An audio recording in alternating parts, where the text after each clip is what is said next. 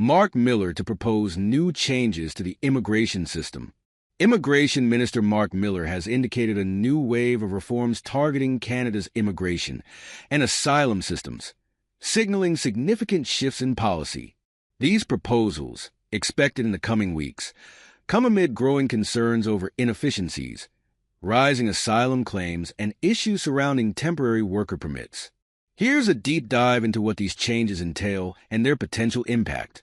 The average processing time for refugee and asylum claims in Canada stands at an alarming 44 months, as per government statistics. This backlog reflects both the increasing volume of claims and systemic inefficiencies. There are nearly 250,000 refugee claims awaiting decisions as of the end of September, Minister Miller said during his testimony before the House of Commons Immigration Committee. Since January 2024, only 48,000 claims have been processed, a figure that underscores the urgency for reform. 2. Inland asylum claims on the rise. Inland asylum claims, which require applicants to have been in Canada for at least 2 weeks before filing, are another growing concern. Between January and September 2024, only 635 such claims were processed. According to Miller, many of these claims stem from individuals counseled to file unjust asylum applications due to diminishing options for legal residency. 3. International students adding to the burden. An increasing number of international students are filing asylum claims, despite having very little hope of approval. Miller emphasized that temporary residency must be taken at face value, stating, "It is not a right to become a permanent resident or a Canadian citizen. That's something I firmly believe in." Marc Miller, working on new immigration reforms. Minister Miller outlined several reforms to address the systemic challenges. 1. Overhauling the asylum system. Acknowledging inefficiencies, Miller reiterated his commitment to reforming the asylum system. The aim is to streamline processes and ensure genuine refugees receive timely support while discouraging unfounded claims. The system is not working the way it should, Miller said. This is a function of both volume and efficiency. 2.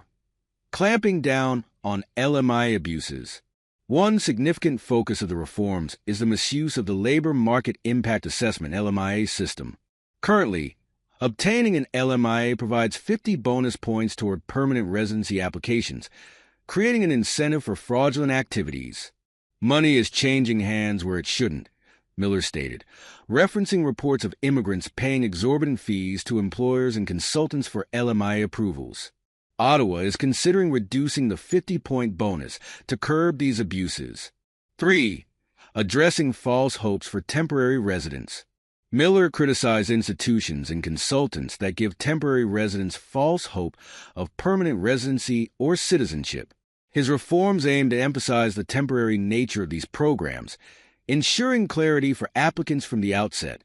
Public reactions and protests. Miller's testimony before the Immigration Committee was met with vocal protest from groups like the Migrant Workers Alliance for Change.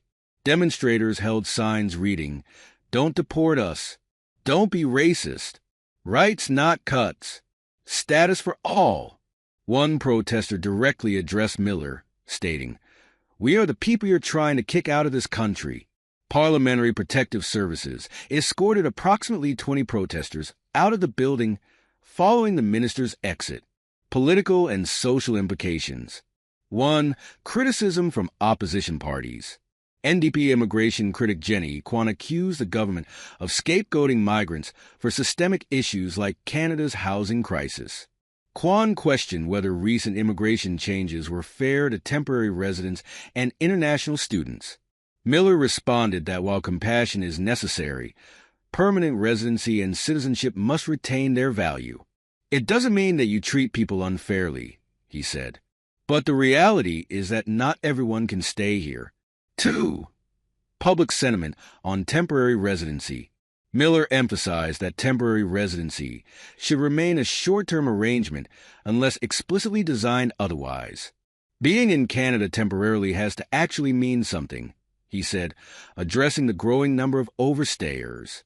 The broader impact of LMIA reform. The abuse of the LMIA system has drawn criticism from legitimate immigration professionals who argue that fraudulent practices tarnish the program's credibility. Reducing the 50-point incentive may alleviate these concerns, but could also impact the recruitment of foreign workers. Canada's economy relies heavily on temporary foreign workers, particularly in industries facing labor shortages. Striking a balance between economic needs and curbing exploitation is a key challenge for policymakers. Future directions. Minister Miller hinted at additional reforms aimed at tackling inefficiencies in the immigration system. He also acknowledged the complexity of the asylum process,